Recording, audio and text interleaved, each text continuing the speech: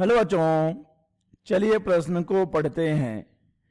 Steel के दो एक समान तारों ए तथा बी के मुक्त सिरों को 500 हर्ट्ज आवृत्ति के कंपित स्रोत से जोड़कर अनुप्रस्थ तरंगें उत्पन्न की जाती हैं।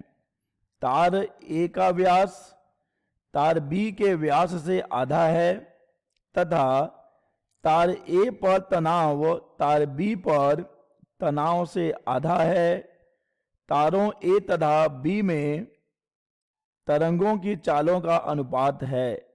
दिए गए विकल्प हैं: ए 1:2, बी 2:1, सी 1:2 या फिर डी वर्गमूल 2:1।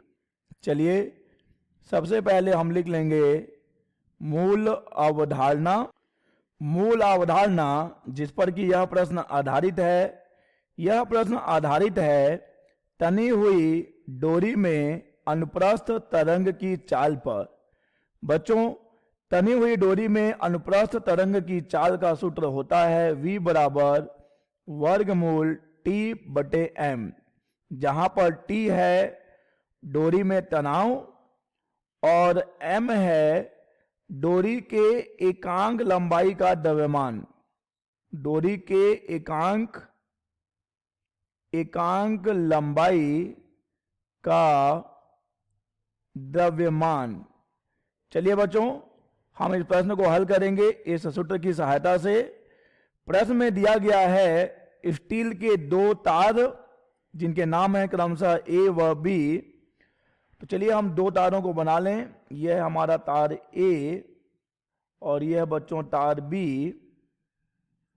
अब देखिए दोनों को 500 हर्ट्ज आवृत्ति के कंपित स्रोत से जोड़कर, तो बच्चों दोनों में ही हमने एक समान आवृत्ति 500 हर्ट्ज आवृत्ति की अनुप्रस्थ तरंगें उत्पन्न कराई हैं। तार ए का व्यास तार बी के व्यास से आधा है। अतः बच्चों अगर हम मान लें कि तार ए का व्यास डी है, तार डी ए है और तार बी का व्यास डी बी है, तो प्रश्न में दिया गया है कि डी ए डी बी का आधा है। और बच्चों तनाव की बात करें तो तनाव में भी कुछ संबंध दिया गया है कि तार ए पर तनाव तार बी पर तनाव से आधा है। ठीक है बच्चों, तो यहां पर तनाव की बात कर लें अगर, तो टी ए का मान भी क्या है, टी बी के मान का आधा है। तो यहां से हमने ये देखा प्रश्न में दिया गया है कि तार ए का व्यास तार बी के व्यास से आधा है, यानी डी ए बराबर डी बी बटे 2। तार ए पर तनाव बी पर तनाव से आधा है, अर्थात टी ए बराबर टी बी बटे 2। अब चलिए हमें करना यह है कि तारों ए तथा बी में तरंगों की चालों का अनुपात ज्ञात करना है। तो बच्चों यहां पर जो चाल का सूत्र है वह है V बराबर वर्गमूल T/m। तो हमें तनाव तो चाहिए होगा क्योंकि तनाव दोनों के अलग अलग हैं। यहां पर एकांक जो द्रव्यमान है बच्चों, हमें बदलना होगा व्यास में। वो हम कैसे कर पाएंगे? देखिए द्रव्यमान को हम लिख सकते हैं घनत्व गुणा आयतन। ठीक है बच्चों, और आयतन को लिखा जा सकता है ए गुणा लंबाई। ए इंटू लंबाई करेंगे, ए गुणा लंबाई करेंगे तो हमें आयतन मिल जाएगा बच्चों। लेकिन हमें यहां पर चाहिए होगा एकांक लंबाई का द्रव्यमान अर्थात m/l। तो ये हमें मिल रहा है रो गुणा ए। और देखिए बच्चों ए जो है, जो कि अनुप्रस्थ परिच्छेद का क्षेत्रफल है, क्षेत्रफल को हम लिख सकते हैं पाई r का वर्ग। और इसे अगर हम व्यास में लिखें तो हमें यह सूत्र मिलेगा π/4 d का वर्ग।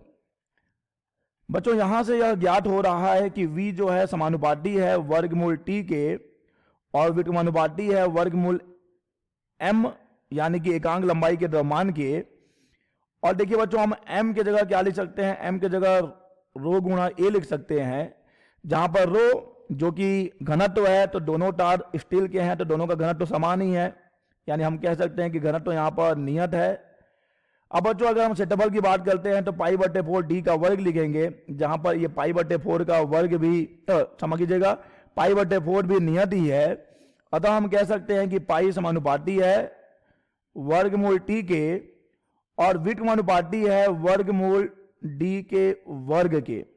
ठीक है बच्चों, यानी कि यहां से हमें संबंध मिलेगा v समानुपाती है वर्गमूल t के और v समानुपाती है d यानी कि व्यास के। ध्यान दीजिएगा बच्चों, यहां पर d घनत्व तो नहीं, d व्यास है, यहां पर घनत्व तो हमने रो लिया है। तो अब देखिए बच्चों, अगर हम मान लें कि पहले स्टील के तार जो कि A है उसमें चाल VA है और दूसरे तार में स्पीड यानी कि चाल जो है VB है, तो VA का मान हो जाएगा वर्गमूल TA बटे DA और VB का मान हो जाएगा वर्गमूल TB बटा DB। अब अगर हम इन दोनों को भाग दे दें तो हमें VA बटे VB का मान मिलेगा वर्गमूल TA बटे TB और मिलेगा DB बटे DA। चलिए अब यहां पर TA बटे TB का मान देखें कितना होगा।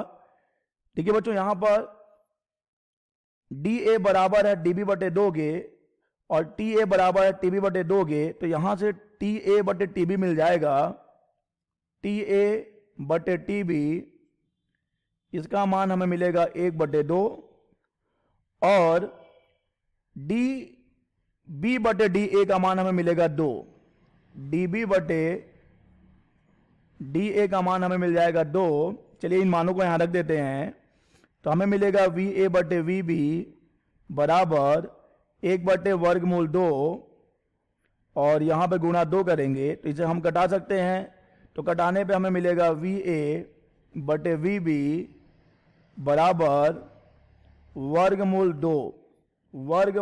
2। अतः बच्चों यहां पर VA और VB का जो अनुपात मिलेगा वह हमें मिलेगा वर्गमूल 2:1, वर्गमूल 2:A। अतः बच्चों A और B तारों में तरंगों की चालों का अनुपात है वर्गमूल 2:A, अतः सही विकल्प हो जाएगा D वर्गमूल 2:A। आशा करते हैं बच्चों आपको यह प्रश्न समझ आया होगा। धन्यवाद।